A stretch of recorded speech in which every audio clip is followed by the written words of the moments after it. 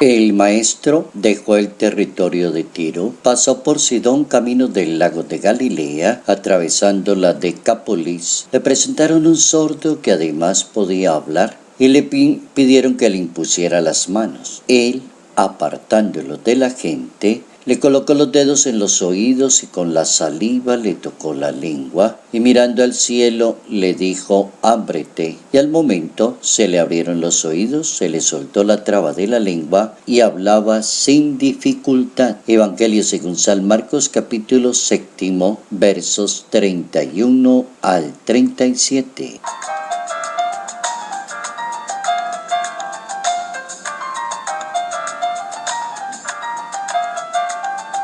El evangelio que predica Jesús de Nazaret rompe el esquema de las fronteras y los impedimentos entre los seres humanos. Notas amables a la palabra de Dios, viernes 15 de febrero, año 2019.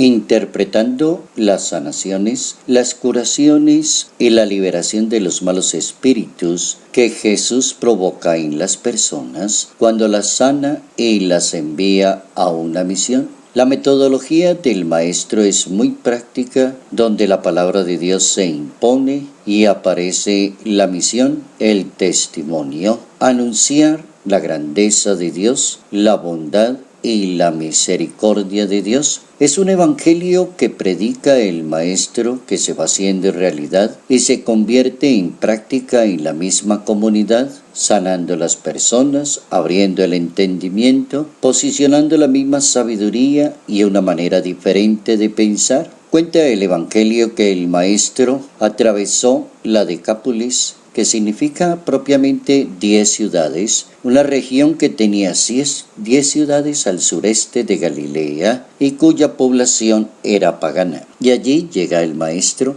a esta zona para proponer un evangelio que rompe los esquemas y la manera de pensar. La manera de pensar dentro de una cultura donde los impedimentos de las personas automáticamente las desplazaban del sentido mismo de la comunidad. La manera como cura a las personas lleva a pensar de una forma muy diferente. Jesús no quiere tanto la publicidad, sino que Jesús quiere centrar la palabra de su Padre Celestial. Jesús lo que quiere es que cada uno tome conciencia de la importancia de que la palabra de Dios se predica para servirle a los demás, para ayudarle a los demás, para proponer una manera de pensar, de vivir en comunidad, para entenderse muy bien con los demás. El Papa Francisco, en un discurso del 29 de marzo del año 2014, tomando el texto como ejemplo de San Marcos en ese capítulo 7,